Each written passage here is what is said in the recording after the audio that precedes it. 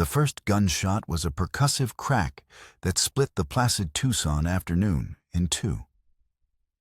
Olivia Montgomery froze her hand, hovering over a bolt of calico in Miller's Mercantile.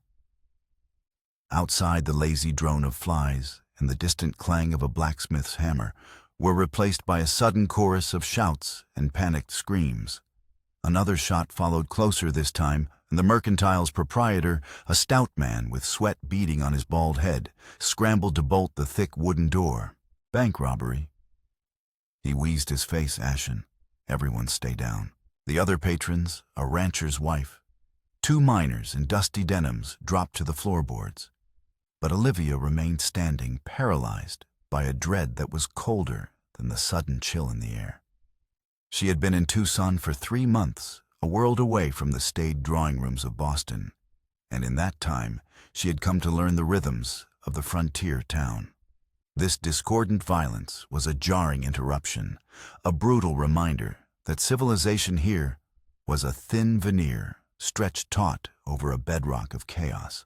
Through the grimy front window, she saw them 4 masked men on horseback, their figures dark and menacing against the brilliant Arizona sun.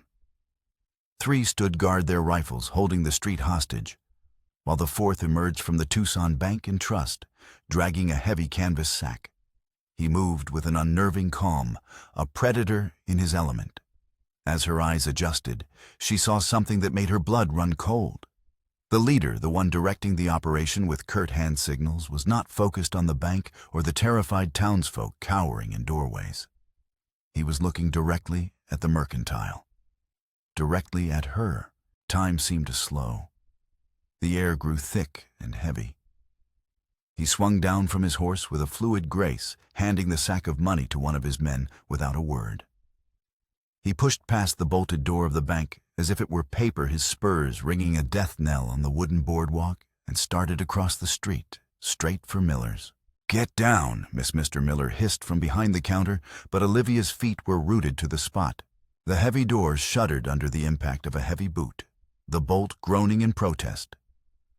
Once, twice, and then the wood splintered, the door flying inward with a deafening crash. The masked man filled the doorway, a colossal silhouette against the blinding light. Dust motes danced in the sunbeams that pierced the sudden gloom. His face was hidden behind a dark bandana, but his eyes, 2 chips of cold, dark stone, were fixed on her. He ignored the whimpering patrons, the terrified Mr. Miller. He walked toward Olivia, his steps deliberate, measured. The room smelled of gunpowder, sweat, and fear. "Please," Olivia whispered, her voice a thread of sound. "Take whatever you want." The man stopped a mere foot in front of her. He didn't reach for the small reticule clutched in her hand, which held the last of the money she had withdrawn for the initial purchase of lumber for her school. He didn't demand jewelry. Instead, his gaze dropped to the delicate gold locket resting at the hollow of her throat. It had been her mother's. The cool metal was a constant, comforting presence against her skin, a tangible link to a life and a love that felt 1,000,000 miles away. Inside were 2 miniature portraits, her mother, her smile serene and knowing. Her father, his eyes full of a gentle, melancholic wisdom. It was the one piece of her old life she had refused to part with, the one thing that was unequivocally hers. His gloved hand shot out not with the clumsiness of a common thief, but with a swift, brutal precision. He didn't unfasten the clasp. He simply hooked his finger under the chain and ripped it from her neck. The delicate gold links bit into her skin, and she cried out a sharp gasp of pain and violation. The locket fell into his palm. He held it there for a beat, his head tilted as if examining a trophy. The act was so strangely intimate, so profoundly personal, it sent a tremor of pure terror through her. This wasn't random. This was targeted. He stared at her for a moment longer, his dark eyes boring into hers, conveying a message she couldn't comprehend, but felt in her very bones. It was a message of contempt, of a promise of future ruin. Then, without a word, he turned and strode out of the shattered doorway, swinging back onto his horse. A moment later, the gang spurred their mounts, galloping out of town in a cloud of dust and chaos, leaving behind a splintered door, a terrified populace. And Olivia Montgomery standing alone in the sudden ringing silence, her hand pressed to the raw red mark on her neck, where her past had just been torn away. 2 days later, the silhouette of the mountains, sharp as broken glass against the twilight, did little to soothe Olivia's frayed nerves. She stood on the veranda of the small adobe house she rented, watching the last vestiges of crimson and violet bleed from the sky. The air, usually so dry and clean, felt suffocating. Since the robbery, Tucson was a town on edge. But for Olivia, the fear was something deeper, a persistent hum of anxiety that had settled beneath her skin. Edward Blackwell found her there, his approach silent on the packed earth, until he was stepping onto the veranda beside her. He was a man carved from a different stone than the rough-hewn inhabitants of the territory. Tall and impeccably dressed with a politician's smile, and eyes the color of a clear summer sky, he was an oasis of Eastern civility in the dusty expanse of the West. He had arrived in Tucson a month after she had a land developer with grand visions and the capital to make them real. He had sought her out, immediately drawn, he said to a fellow soul who appreciated the finer things. "Still troubled, my dear?" He asked, his voice a low, comforting murmur. He placed a light hand on her shoulder, his touch meant to be reassuring. Olivia flinched before she could stop herself. "It was just so personal, Edward." He walked right past everyone else. He came straight for me. Edward squeezed her shoulder gently. "Outlaws are animals, Olivia. There's no logic to their savagery." He saw a piece of fine jewelry on a lady and took it. "Nothing more. You're reading far too much into the actions of a brute." He turned her to face him, his expression a mask of handsome concern. "This is precisely why we must act. This town, this territory, it's still untamed. It needs men of vision to build it up, to push the darkness back. And it needs institutions like your school to plant the seeds of true civilization." His words, as always, were persuasive, a soothing balm on her anxieties. Since her arrival, her singular goal had been to use the considerable inheritance her parents had left her to establish an academy for the children of Tucson, a place of learning and culture, in a land that had precious little of either. Edward had been her most ardent supporter, his advice and connections proving invaluable. "I know," she sighed, leaning into his strength for a moment. "But the bank lost a great deal of money. My own funds. Perhaps I should wait." "Wait for what?" His tone sharpened almost imperceptibly. "For the railroad to drive land prices sky high. For some other speculator to snap up the perfect parcel, Olivia. I've told you about the Henderson tract. 10 acres of prime land just south of town with access to the river. It's a once-in-a-lifetime opportunity. Henderson is desperate to sell, and he's willing to do it for a fraction of its true value. But he needs the cash by the end of the week."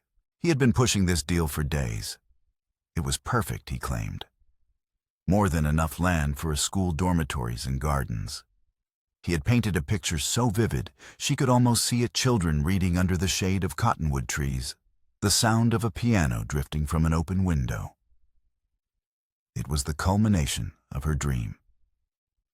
But something about his urgency, his dismissal of her fears, felt wrong. She noticed the way his jaw tightened when she expressed doubt, the flicker of impatience in his eyes, before it was smoothed over with another charming smile. "I would have to liquidate everything," she said, the words tasting like ash. "My stocks, the bonds my father left.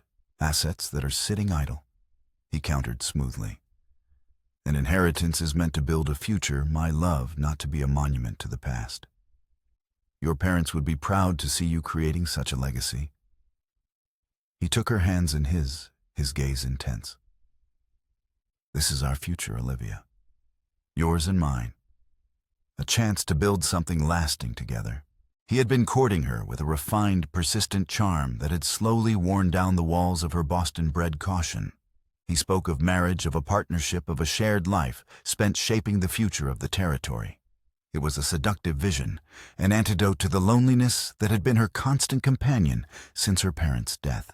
Henderson's agent has a remote office near the San Pedro crossing. He continued pressing his advantage. To avoid the taxes and bureaucracy in town. We can ride out tomorrow, sign the deeds, and the land will be yours. It will be an adventure. His words brushed aside the last of her reservations. The robbery, the stolen locket, perhaps he was right. Perhaps they were just the random violence of the frontier, and this land deal was the universe offering her a chance to create something good out of the chaos. By clinging to her fear, she was letting the outlaws win. "All right," she said, the decision solidifying in her heart. "We'll go tomorrow." A triumphant smile lit Edward's face. He pulled her into an embrace, his arms wrapping around her with a possessive strength. "You won't regret this, Olivia," he murmured into her hair. "I promise you. This is the first day of the rest of our lives." As he held her, Olivia tried to quell the small traitorous voice in the back of her mind, the one that whispered that his embrace felt less like a lover's and more like a cage. She ignored it, choosing instead to believe in the dream he was selling, the beautiful, orderly future he promised in this wild, unpredictable land. She couldn't know that the man holding her was the very architect of her recent terror, and that the adventure he was promising was a journey into the heart of a betrayal so profound it would shatter her world and leave her for dead. The trail was a dusty ribbon, unwinding through a landscape of stark, brutal beauty. Saguaro cacti stood like silent sentinels, their arms raised to a sky of impossible blue. The sun was a hammer beating down with a relentless, punishing heat. For the first few hours of their ride, Edward had been the picture of attentiveness, pointing out landmarks, telling her stories of the Apache, who once ruled this land, his voice a constant, charming presence beside her. But as Tucson vanished behind them and the wilderness closed in, a subtle change came over him.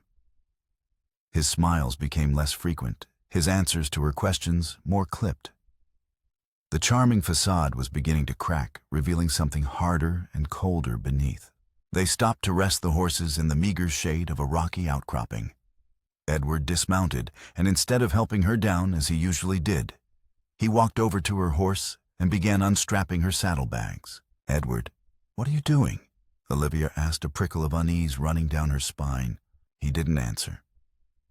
He worked with a cold efficiency, tossing her bags, containing her water, her food, the last of her personal effects, onto the ground.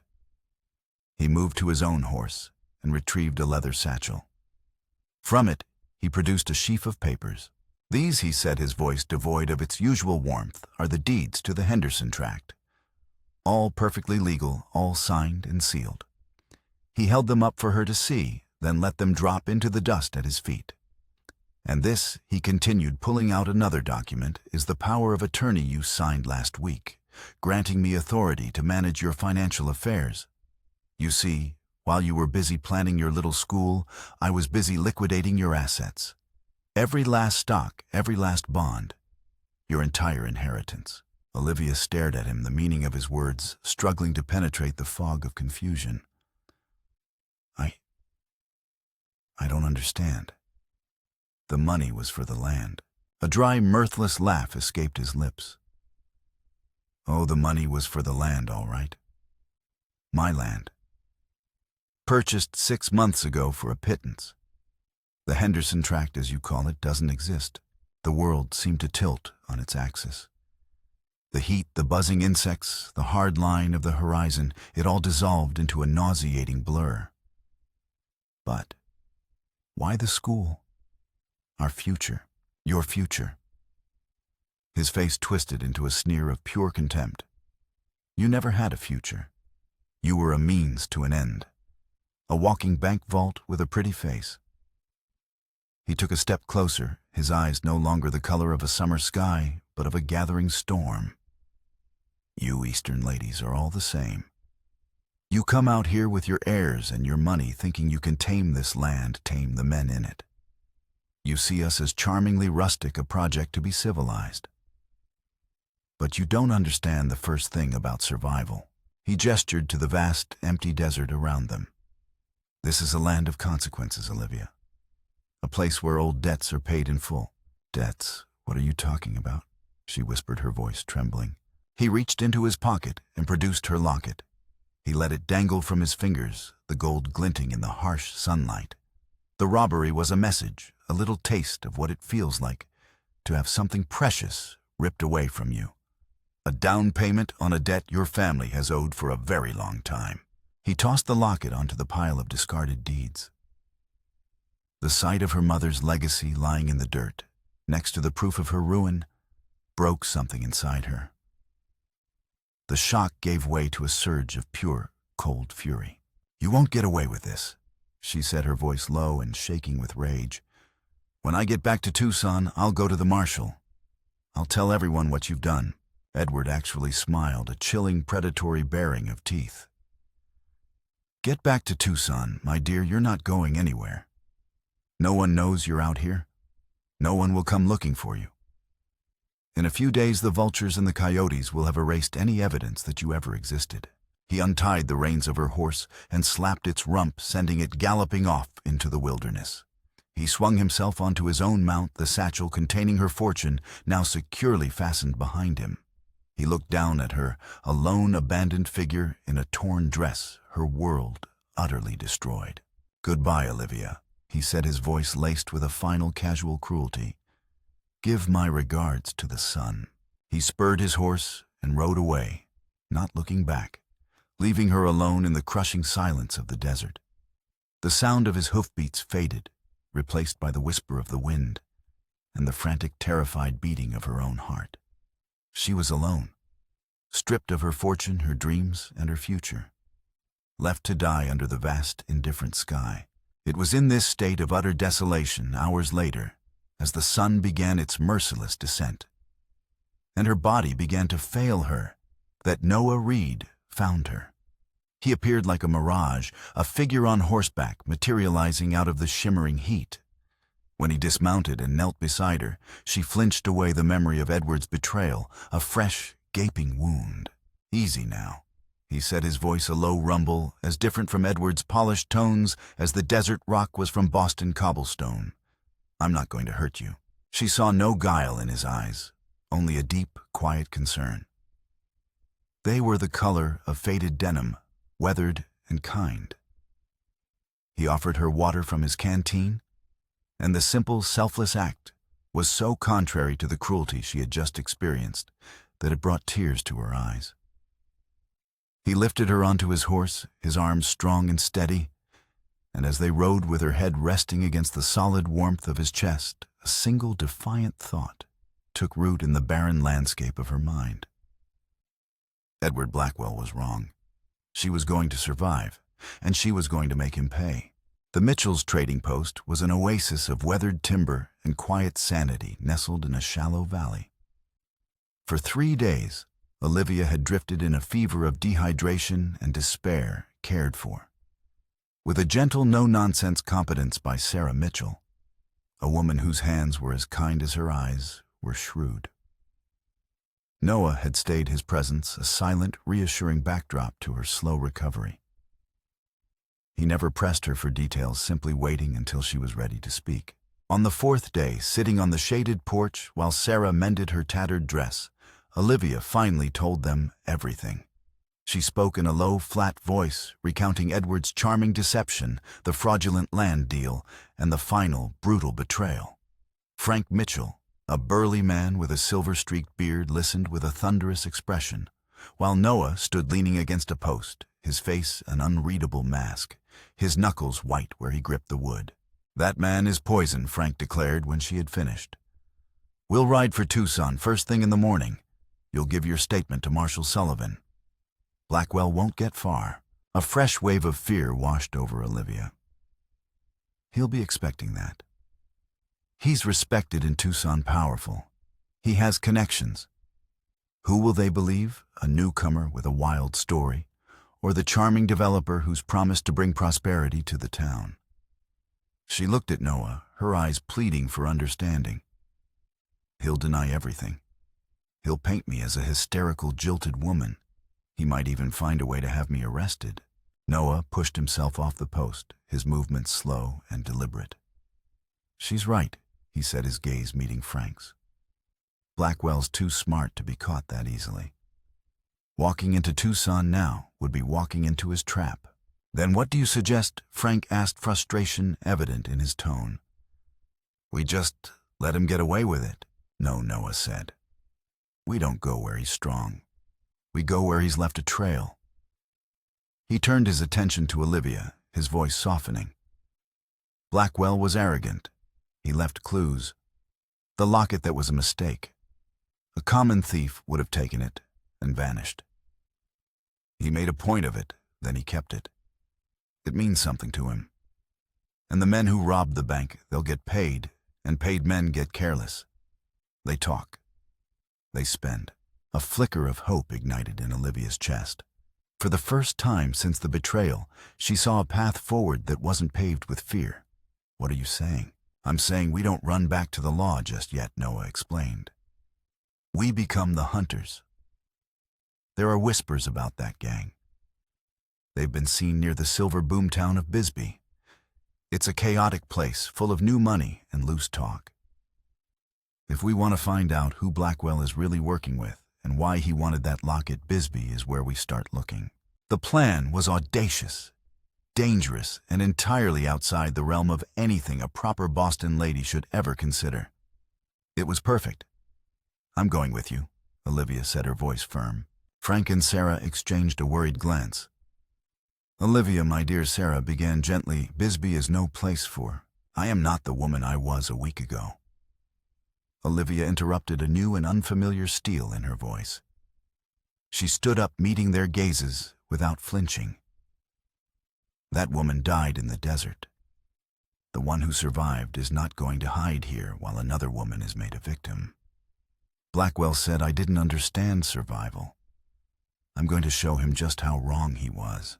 Noah studied her for a long moment, a flicker of something respect, admiration in his blue eyes. It'll be dangerous, he warned. You'll have to learn to handle yourself. To shoot, to ride hard, to blend in. Then teach me, she challenged. And so the investigation began. Over the next week, the trading post became Olivia's training ground. Noah was a patient, exacting teacher. He taught her how to handle a small pearl-handled derringer Sarah gave her for protection, and then a heavier Colt revolver, her initial fear of the weapon's kick, gradually replaced by a grim satisfaction as her shots began to find their mark on the tin cans they set up by the riverbed. He taught her to read the subtle language of the land, the meaning of a broken twig, the track of a shod horse versus an unshod one. In the evenings, their roles reversed. As they sat by the fire, Olivia found herself sharing stories of the world she came from, reading aloud from the single volume of Shakespeare she had managed to salvage. Noah listened with a quiet intensity, his sharp mind absorbing the poetry and prose, asking questions that revealed a surprising depth of thought. Through these shared stories, the chasm between their two worlds began to shrink. She saw past the rugged frontiersman to the intelligent, contemplative man beneath, and he, in turn, saw beyond the fragile Eastern lady to the resilient, determined woman she was becoming. Their bond, forged in crisis, was now being tempered by mutual respect. When the time came to leave for Bisbee, Olivia was transformed. Dressed in a practical riding skirt and sturdy boots, Frank had found for her with a derringer tucked into her reticule and a new confidence in her bearing, she looked less like a victim and more like a woman with a purpose. Bisbee was a raw, chaotic gash carved into the Mule Mountains, a town born of silver and desperation.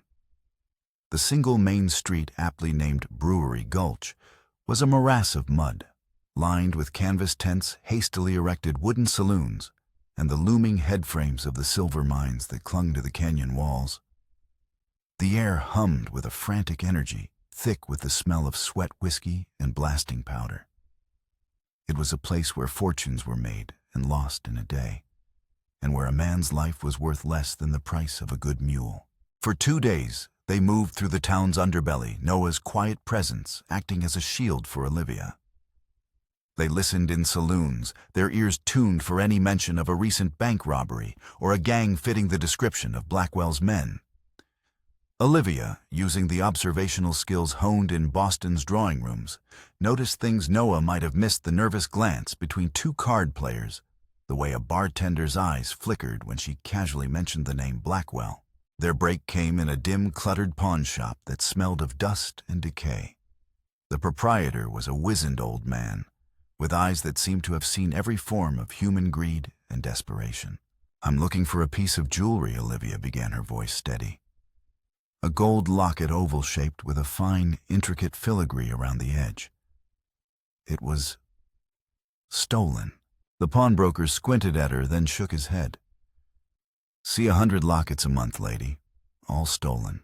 "This one was unique," Noah interjected, placing a silver dollar on the counter.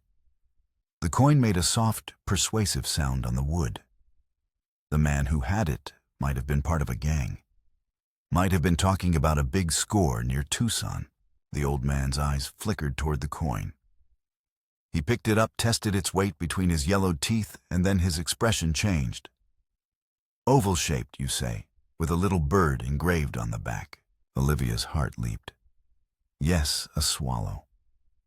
It was a detail she hadn't mentioned, a tiny secret between her and her mother. "Had a piece like that in here last week," the pawnbroker admitted, his voice dropping to a conspiratorial whisper. "A rough character name of Hammond, one of Blackwell's men. Saw them together myself. He sold it to me. Seemed eager to be rid of it." "Did he say anything else?" Olivia pressed, leaning forward. The pawnbroker hesitated, then glanced around his empty shop. He'd been drinking, bragging. Said Blackwell was finally settling an old score, making good on a promise he'd made to his father's ghost. He paused, scratching his chin. Said it was justice for what happened back in Pennsylvania at the Montgomery mine. The name hit Olivia like a physical blow. She staggered back, grabbing the counter for support. The dusty pawn shop seemed to recede, the old man's voice fading into a distant buzz. Montgomery mine. Her father's mine. "What happened at the mine?" Noah asked, his hand coming to rest on Olivia's arm, steadying her. "Hammond was talking crazy." The pawnbroker continued, oblivious to Olivia's distress. "Something about a foreman, a good man, killed in a collapse, because old man Montgomery was too cheap to replace the support timbers. Said the collapse destroyed a dozen families, but Montgomery walked away, richer than ever. Hammond said Blackwell's father was that foreman, and that Blackwell swore he'd make the Montgomerys pay. An eye for an eye, a fortune for a fortune, a legacy for a legacy." The pieces crashed into place with sickening clarity. Edward Blackwell, his targeted hatred. The stolen locket, not a random prize, but a symbol of the family he sought to destroy. The cruel abandonment in the desert, meant to leave her with nothing, just as the mining accident had left his family with nothing. This wasn't about a simple con. It was a vendetta decades in the making. A deeply personal revenge plot aimed not just at her, but at the very name she carried.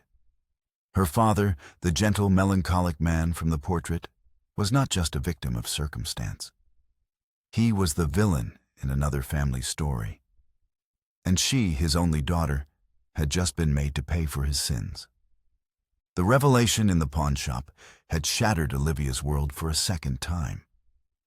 The knowledge that her family's fortune, the very inheritance that had funded her education and her dreams, was built upon a foundation of tragedy and negligence, was a burden heavier than any she had ever carried. Blackwell was no longer just a swindler who had wronged her. He was an avenging ghost from a past she never knew existed. As they rode out of Bisbee, the frantic energy of the boomtown giving way to the vast, silent indifference of the desert, Olivia felt a profound shift within herself. The righteous anger that had fueled her was now complicated by a disorienting sense of guilt. "My father," she said, breaking a long silence, her voice hollow. "I remember whispers when I was a child. Hushed conversations that stopped when I entered a room. I saw the sadness in his eyes. but I always thought it was because of my mother's frail health. I never imagined. You're not responsible for your father's actions. Olivia Noah said, his tone gentle but firm. He rode beside her, his presence a solid anchor in the swirling storm of her emotions. Am I not? She countered, her gaze fixed on the distant, shimmering horizon. I have lived a life of privilege paid for by the suffering of Blackwell's family. His hatred for me. It's not entirely unearned. His hatred drove him to leave a woman to die in the desert. Noah reminded her grimly. Whatever sins your father committed, they don't justify that. Blackwell chose revenge, not justice. There's a difference. His words offered a sliver of clarity in her confusion, but the moral landscape remained treacherous. They made camp that night in a narrow canyon, the rock walls glowing like embers in the dying light.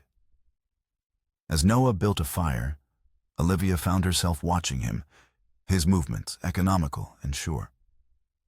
He was a man who lived by a simple, unshakable code. Right was right, and wrong was wrong. She envied him that certainty. Their quiet investigation, however, had not gone unnoticed. In the saloons of Bisbee, loose talk was currency, and word of a handsome frontiersman and a refined lady asking questions about Blackwell and a stolen locket had traveled fast. A spy in Blackwell's employ, a weaselly card sharp, had sent a telegram. The message was simple. She's alive. She's in Bisbee. She knows. Blackwell could no longer afford to let her live. Her testimony, now connected to a motive of revenge for a fatal crime, would be damning. He dispatched his two most ruthless associates, Hammond, the brutish drunkard, who had sold the locket, and a man known only as the Doctor, a former Union Army surgeon discharged for conducting cruel experiments on wounded soldiers. The Doctor was the true brains of the operation, a cold, calculating sociopath who found a certain intellectual pleasure in the hunt. The attack came at dawn. Olivia was jolted awake not by a sound, but by a sudden, urgent pressure on her arm. Noah's hand was clamped around her bicep, his other hand holding a finger to his lips. His eyes were wide and alert, fixed on the rim of the canyon above them. Olivia followed his gaze and saw them, two figures silhouetted against the nascent light rifles glinting. When I move, you run for the horses. Noah whispered, his voice barely audible over the chirping of early morning insects. Don't stop for anything. The first shot kicked up dust a foot from Olivia's bedroll, the crack echoing through the canyon. Noah was already moving, shoving her toward the tethered horses, while simultaneously drawing his Colt and firing back toward the rim.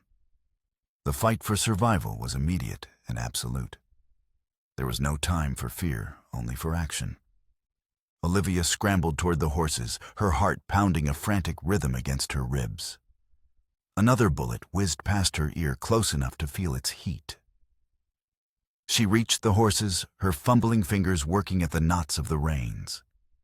Behind her, the canyon had erupted into a cacophony of gunfire. Noah was using their camp as cover, his shots methodical and precise, forcing their attackers to stay down. She freed the horses just as Noah sprinted to her side. Get on, he yelled, boosting her onto her mount before swinging onto his own. They dug their heels into the horses' flanks, galloping out of the canyon as bullets ricocheted off the rock walls around them. The chase was on. For 2 days they fled across the treacherous Arizona landscape with Hammond and the Doctor relentlessly on their trail. It was a brutal, exhausting ordeal that pushed Olivia to the limits of her endurance. But with every mile she felt herself changing. The fear was still there, a cold knot in her stomach, but it was now overlaid with a fierce determination. She was no longer just a survivor. She was a fighter. They rode through landscapes that were both terrifying and magnificent.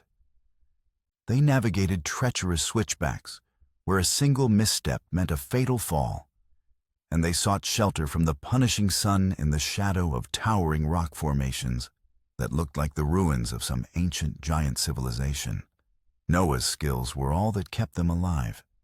He read the land like a book, finding hidden water sources, choosing paths that would be difficult to track. Olivia, in turn, proved her own worth. Her sharp mind, accustomed to solving intellectual puzzles, was adept at strategy. It was her idea to double back on their trail and use a narrow, rocky pass to set an ambush. "They're expecting us to keep running west toward civilization," she argued as they rested their exhausted horses in a hidden alcove. "They won't expect us to turn and fight." Noah looked at her, a new level of respect in his eyes. He had taught her the mechanics of survival, but she possessed an innate tactical intelligence he hadn't anticipated. "It's risky," he said. "There are two of them, and two of us," she countered. "We have the element of surprise." They laid the trap with meticulous care. They chose a narrow defile, where the trail was only wide enough for a single rider. Noah positioned himself on a ledge above rifle ready, while Olivia took cover behind a cluster of boulders near the entrance, her revolver clutched in a steady hand. The wait was agonizing.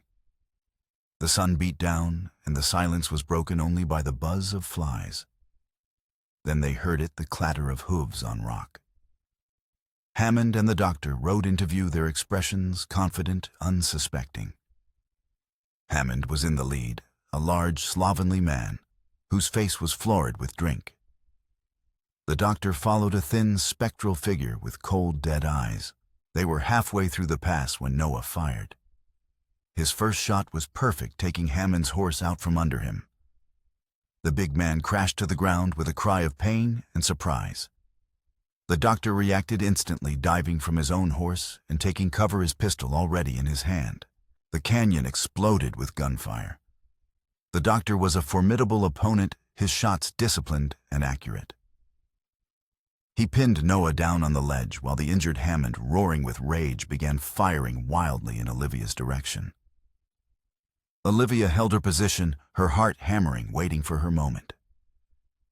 It came when Hammond, in his fury, exposed himself from behind his dead horse to get a clearer shot at Noah. Olivia rose from behind the rocks, aimed her revolver with both hands, as Noah had taught her, and fired. The recoil jarred her arm, but the shot was true. Hammond cried out, clutching his shoulder, and dropped his rifle. At the same moment, Noah, seizing the opportunity, sent a final fatal shot toward the doctor. The canyon fell abruptly silent. Hammond was alive, but incapacitated. They bound his hands and took him prisoner. As Noah tended to the man's wound, Olivia stood over the still form of the doctor, a strange calm settling over her. She had taken part in a gunfight. She had helped to defend their lives. The woman who had fainted at the sight of a mouse in her Boston kitchen was gone forever, replaced by someone she was only just beginning to recognize. The chase was over. Now it was time to end the war. Tucson simmered under the oppressive weight of a gathering thunderstorm. The sky to the east was a bruised purple, and the air was thick and still charged with an electric tension that mirrored the mood in Olivia's own heart. They had returned not as victims, but as victors of a sort, delivering the captured Hammond to a stunned Marshal Sullivan.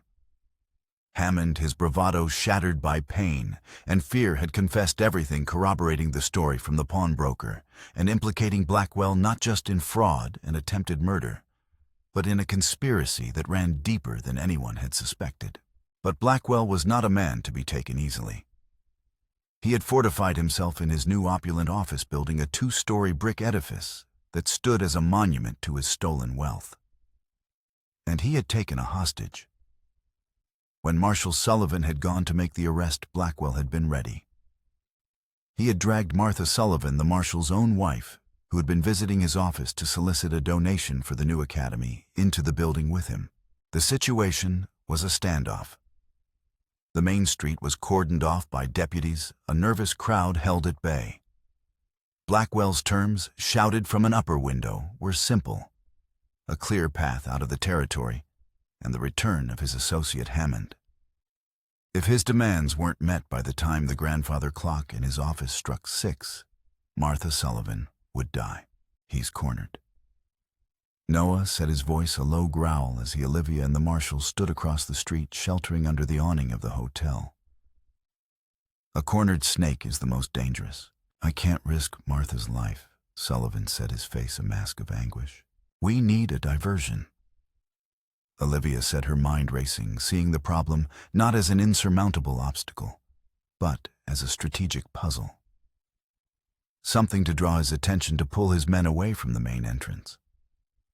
She looked at Noah, her trust in him absolute. You can create that diversion. I will go in and confront him. Both men turned to her, their expressions a mixture of shock and protest. Absolutely not, the marshal stated flatly. It has to be me. Olivia insisted, her voice resonating with unshakable conviction. This was never just about money. It's about me, my family. He wants to confront me, to see me broken. He's obsessed with it. If I offer myself in exchange for Martha, he'll take the deal. It's the grand dramatic gesture he won't be able to resist. Noah's jaw was tight, his eyes stormy. He saw the logic in her plan, but the thought of her walking into that building alone was torture. I don't like it, he said. I know, she replied softly, placing a hand on his arm. But it's the only way. You create a diversion at the back of the building. Draw his guards. I'll go in the front. Give me 10 minutes. If I'm not out with Martha by then, do whatever you have to do. He looked into her eyes and saw not the frightened woman he had rescued, but a queen moving her final pieces into place on a chessboard. He nodded once. 10 minutes. The plan was set in motion. While the marshal shouted Olivia's offer across the street, Noah slipped away, circling around the back alleys. Olivia watched him go, a silent prayer on her lips. A few tense moments later, Blackwell's voice boomed from the window. Send her, the woman for the woman, but she comes alone and unarmed. As Olivia stepped out into the empty street, the first drops of rain began to fall, fat and heavy, kicking up puffs of dust from the ground. The world seemed to hold its breath. She walked toward the brick building, her steps steady, her head held high. The door opened, and Martha Sullivan was pushed out, her face pale, but her expression resolute. The two women's eyes met for a fleeting second, a look of gratitude, of fear, of shared strength, before Martha was hurried away by her husband. Olivia stepped inside, and the heavy door slammed shut behind her, plunging her into the opulent gloom of Blackwell's office. The room was a shrine to his ego, furnished with a massive mahogany desk, leather-bound books that had likely never been opened, and the grandfather clock, its pendulum swinging like a hangman's noose. Blackwell stood by the window, a pistol in his hand, his impeccable suit a stark contrast to the storm raging in his eyes. A distant crash, followed by shouting from the rear of the building, signaled that Noah's diversion had begun. Blackwell barely flinched. His entire focus was on her. So the little bird returns to the cage, he said, his voice a silky threat. How very noble. Or perhaps just foolish. It's over, Edward, Olivia said calmly, her gaze unwavering. The ticking of the clock was a maddeningly steady heartbeat in the tense silence. Over. He laughed, a harsh grating sound. It's only just begun. You still don't understand, do you? You think this was about your pathetic inheritance.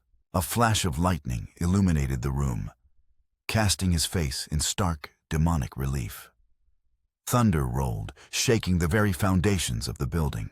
My name isn't Blackwell, he said, his voice dropping to a raw, ragged whisper. It's Kincaid. My father was Thomas Kincaid. He was the foreman at the Montgomery Patriot mine. He took a step toward her, his eyes burning with a lifetime of resentment. He begged your father to replace the support timbers in the eastern shaft. Told him they were rotten, that the whole section was unstable. But your sainted father, worried about profit margins, about losing a week's production, refused. He called my father a coward. He told him to do his job or find another. The clock ticked on. Tick, tock. So my father did his job. Kincaid spat, his voice thick with emotion. He led his crew into that shaft because he was a man of honor, and a week later, It collapsed, buried him and 11 other men alive. Your father paid a paltry settlement to the widows, just enough to silence them, and the official report called it a tragic, unavoidable accident. An act of God. But it wasn't God who killed my father, Olivia. It was yours. He was standing in front of her now, the barrel of his pistol inches from her face. My mother died a year later of a broken heart and pneumonia because we couldn't afford a doctor. I grew up in an orphanage with nothing but the story of my father's death and a burning promise I made to him on his grave. I swore I would take everything from you. Not just your money, but your name, your hope, your very will to live. I wanted you to die alone in the desert, with nothing, just as my family was left with nothing. The final plot twist, the dramatic revelation of his true name and motive, hung in the air between them, heavier than the storm outside. This was the source of his poison, the wound that had festered for 2 decades. Your father was a murderer, Kincaid snarled. And you are his legacy, a legacy I have now erased. From outside came the sound of splintering wood and a roar of rage that could only have come from Noah. Kincaid's eyes flickered toward the sound for a fraction of a second. It was all the opening Olivia needed. She didn't scream or cower. She acted. With a swift, fluid motion, she brought her knee up hard into his groin. As he gasped and doubled over in pain, she grabbed a heavy glass inkwell from the desk and brought it down with all her force on the back of his head. He crumpled to the floor unconscious. The pistol clattered across the polished wood. The grandfather clock began to chime the hour. 1, 2, 3. As the 6th chime rang out, the office door burst open. Noah stood there bruised and bleeding, but alive, with Marshal Sullivan and his deputies right behind him. They stopped, taking in the scene, Kincaid on the floor and Olivia standing over him, breathing heavily, the inkwell still clutched in her hand, her face set like stone in the flickering lamplight. The storm had broken. In the quiet aftermath of the storm, both the one that had lashed Tucson and the one that had shattered her life, Olivia sought refuge in the past. Marshal Sullivan, in his gratitude, had given her a box of Blackwell's Kincaid's personal effects, thinking she might find some clue, some solace within. Instead, tucked into a false bottom of a travel trunk, Olivia found a small, leather-bound journal. It was not Kincaid's. It was her father's. She sat in the small, clean room at the Sullivans' boarding house, the lamp casting a warm glow on the pages. With trembling hands, she began to read. The entries written in her father's familiar, elegant script were a confession. He wrote of sleepless nights, of the mine's failing profits, of the terrible pressure from his investors back east. He wrote of the foreman, Thomas Kincaid, a good man, an honest man, who had warned him about the timbers. I made a calculated risk. One entry read, the ink slightly blurred, as if by a tear. A devil's bargain. I weighed their lives against our ruin, and I chose ruin for them. God forgive me, I see their faces in my dreams. Kincaid's boy. What will become of him? The journal was a testament to a lifetime of guilt. Her father hadn't been a monster. He had been a weak man who made a terrible, unforgivable choice, and had been haunted by it until his dying day. The knowledge didn't absolve him, but it painted his memory in shades of gray rather than stark black. The moral complexity of it all was staggering. Her family's comfort had been bought with blood, and Kincaid's revenge, while monstrous in its execution, had been born of a legitimate and profound injustice. Noah found her there, sitting by the window, the journal in her lap, as the first light of dawn crept over the mountains. He didn't speak, just pulled up a chair and sat with her, his presence a quiet comfort. He knew, Olivia said softly, her voice thick with unshed tears. My father. He knew what he did was wrong. He lived with the guilt every day of his life. She looked at Noah, her eyes searching his for an answer that wasn't there. Does that make it better or worse? It makes him human, Noah replied after a long moment. It doesn't change what happened, but it changes the story. He was right. The world was not a simple tale of heroes and villains. It was a tangled, messy affair of flawed people making flawed choices, their consequences rippling out through generations. She had been caught in that ripple, nearly drowned by it. But she had survived. Kincaid's story ends in a prison cell, she said, more to herself than to him. My father's ended in a quiet grave, his guilt buried with him. She closed the journal. My story has to be different. In that quiet, dawn-lit room, she made a decision. The past could not be changed, but the future could be redeemed. Her inheritance, what little was left of it after Kincaid's theft and the subsequent legal wrangling, was stained. It had to be cleansed. She and Noah sat together, talking through the morning, not as rescuer and rescued, but as partners. He didn't offer solutions. He listened, his quiet strength giving her the space to find her own. By the time the town was fully awake, Olivia knew what she had to do. The weight of her father's sin was not hers to carry, but the responsibility of his legacy was. And she would shape it into something new, something born not of guilt, but of justice. Months later, the raw, muddy streets of Tucson were beginning to show the first signs of permanence. The new academy, built on a modest plot of land on the edge of town, was a symbol of that progress.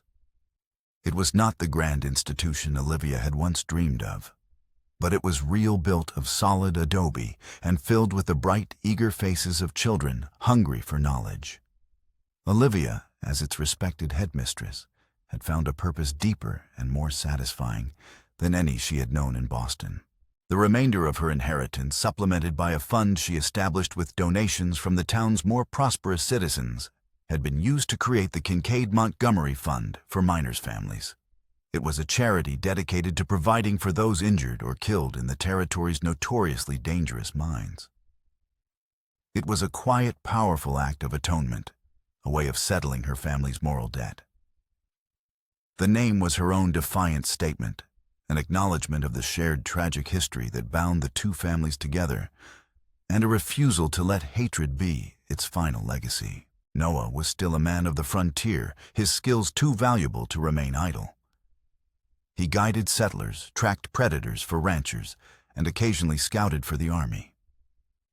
But he was no longer a wanderer. Tucson was his home base, the small, sturdy house he'd built near the academy his anchor. The trails he rode always led back here. He returned one evening in early spring, his arrival unannounced as always. Olivia saw him from her office window, a familiar, beloved silhouette on horseback against the setting sun. She met him on the porch, the comfortable silence between them, speaking more than words ever could. Theirs was a love that didn't require constant affirmation. It was a settled, certain thing, as real and enduring as the mountains on the horizon. After a simple supper, they sat on the porch watching the stars emerge in the velvet sky. Noah reached into his saddlebag, which he'd brought onto the porch with him. I found something in a pawn shop in Yuma, he said, his voice quiet. He placed a small cloth-wrapped object in her hand. Olivia's breath caught.